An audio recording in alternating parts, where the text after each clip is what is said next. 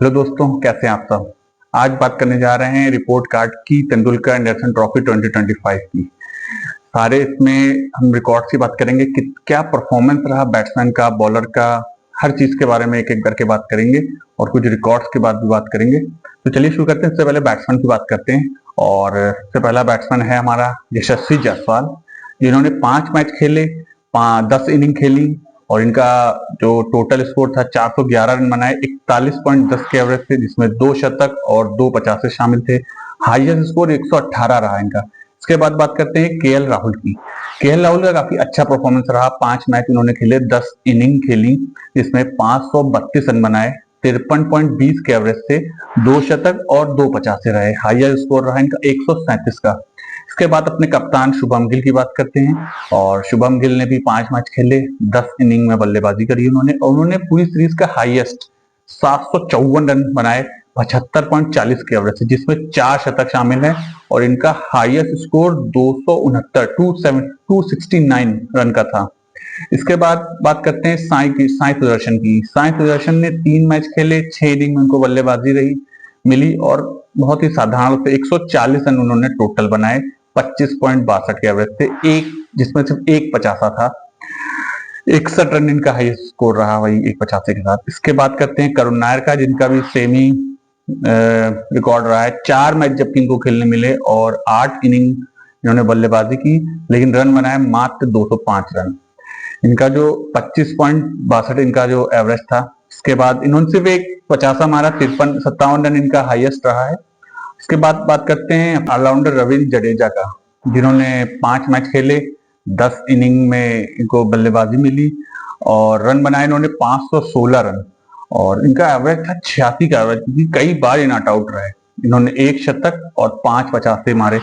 Highest score इनका 107 रहा। इसके बाद बात करते हैं वॉशिंगटन सुंदर का, जो हमारे सेकंड ऑलराउंडर हैं, जिन्होंने 4 मैच खेले और 8 इनिंग में बल्लेबाजी मिली, 284 रन बनाए 47.33 के एवरेज से और 1 शतक और 1 50 मारा। हाईएस्ट स्कोर इनका 101 रहा। इसके बाद ऋषभ पंत की बात करते हैं, जो पैर में चोट लगने से अनफिट हो गए, लेकिन इससे पहले उन्होंने 4 मैच खेल लिए हैं। 4 मैच में इन्होंने 7 इनिंग में बल्लेबाजी की और 479 रन 479 रन बनाए 68.45 के एवरेज से, जिसपे 2 शतक और 3 50 शामिल थे। 134 इनका हाईएस्ट स्कोर रहा। तो ये तो कुछ बल्लेबाज, 8 बल्लेबाज। इसमें जो जिन्होंने 1-2 मैच खेले उसको मैंने नहीं जोड़ा, मिनिमम 3 मैच खेले हों वही है ये। और इसके बाद बात करते हैं बॉलर्स की। तो बॉलर्स की तो आप जानते ही हैं, जसप्रीत बुमराह 3 मैच खेले, जिसमें 5 इनिंग में उन्होंने बॉलिंग करी, 119 ओवर किया, 14 विकेट लिए 26 के एवरेज से। इसके बाद मैं best bowler of the tournament Mohammed Siraj, जिन्होंने 5 मैच पूरे सारे मैच खेले, 9 इनिंग में उनकी बॉलिंग आई और 185.3 ओवर उन्होंने फेंके, 23 विकेट, मोस्ट हाईएस्ट 23 विकेट लिए और 32.43 के एवरेज से। इसके बाद बात करते हैं प्रसिद्ध कृष्णा की, जिन्होंने 3 मैच खेले, 6 इनिंग में उनको बॉलिंग मिली, 105 ओवर डाले, 14 विकेट लिए, 37.7 की एवरेज से। इसके बाद आकाशदीप की बात कर लेते हैं। तो इन्होंने भी 3 मैच खेले, 6 इनिंग में इनको बॉलिंग मिली, 109.1 ओवर फेंका, 13 विकेट लिए, 36.46 की एवरेज से। इसके बाद बात करते हैं वॉशिंगटन सुंदर की। वॉशिंगटन सुंदर ने 4 मैच खेले, बॉलिंग 6 इनिंग में ही करी, 74.1 ओवर इनको फेंकने को मिला और 7 विकेट लिए, 38.57 की एवरेज से। इसके बाद बात करते हैं अपने जडेजा की। 5 मैच इन्होंने सारे खेले और 9 इनिंग में लगभग इन्होंने बॉलिंग करी, 142.1 ओवर फेंका, 7 विकेट लिए और 72.43 की एवरेज है। थोड़ा एवरेज इनका ज्यादा है। ये तो थोड़े हमारे बॉलर्स थे, 8 बॉलर्स थे। इसमें शरदल ठाकुर या अंगुश कंबोज, अंशुल कंबोज, इन लोग का नाम नहीं है, क्योंकि लोग ने 1 मैच खेला है, बॉलिंग भी इतनी कुछ खास नहीं करी है। 1 या 2 मैच खेला है तो बॉलिंग भी उसमें कुछ खास मिली नहीं है इनको। इसके बाद एक और रिकॉर्ड की बात करते हैं इस सीरीज में। तो जो दोनों टीमों ने जो कैच छोड़े हैं उसकी भी बात कर लेते हैं, जिससे काफी मैचेस में बदलाव हुआ है। इंडिया ने टोटल 23 कैच छोड़े हैं, 23 कैच। इंग्लैंड पीछे नहीं है, उसने भी 18 कैच उसने भी छोड़े हैं, लेकिन इंडिया ने 23 कैच छोड़े हैं। और मान लीजिए अगर 23 में 12-13 भी पकड़ लिए होते जो छोड़े हैं, तो हो सकता है नतीजा 3-1 हो सकता। या 3-2 होता, जो भी होता। उसके बाद अगर हम बात करें इस सीरीज में एक रिकॉर्ड भी बना है। रिकॉर्ड ये है कि इस सीरीज में टोटल 84 विकेट लिए गए हैं। पूरी सीरीज में 5 टेस्ट में 84 विकेट गिरे हैं, जिसमें 45 विकेट सिर्फ बोल्ड हैं। ये एक रिकॉर्ड है, कोई भी सीरीज में हाईएस्ट 21st सेंचुरी का ये ऐसी कोई भी सीरीज जो हुई हो उसका ये हाईएस्ट बोल्ड विकेट है। मतलब 45 की किसी भी सीरीज में 45 बार बोल्ड कोई नहीं हुआ है, तो ये भी एक रिकॉर्ड हो गया है।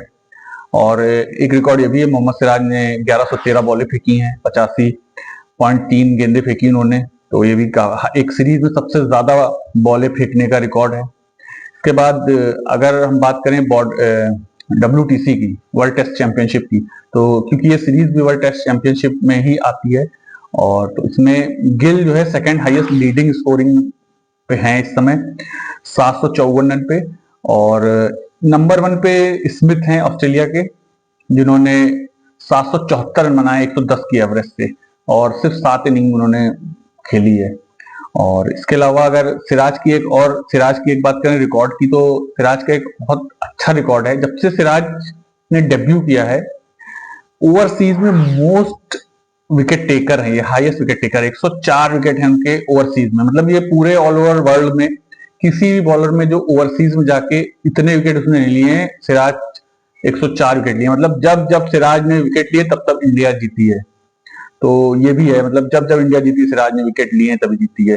ऐसा नहीं है कि दूसरे बॉलर्स ने भी लिए हैं, लेकिन सिराज के हाईएस्ट हैं 104। अब जब सारी बात कर ली है तो अपने कोच गौतम गंभीर की बात तो करना बनती ही है, तो थोड़ा गंभीर की भी बात कर लेते हैं। गंभीर का भी रिपोर्ट कार्ड की बात कर लेते हैं। तो गंभीर का 2024 में उनका अपॉइंटमेंट हुआ था। 2024 में बांग्लादेश हमारे घर आई थी, होम सीरीज हुई थी, उसमें हमने जीता था 2-0 से, होम सीरीज बांग्लादेश को हरा के। उसके बाद 2024 में न्यूजीलैंड भी आई, उससे हम 3-0 से हारे।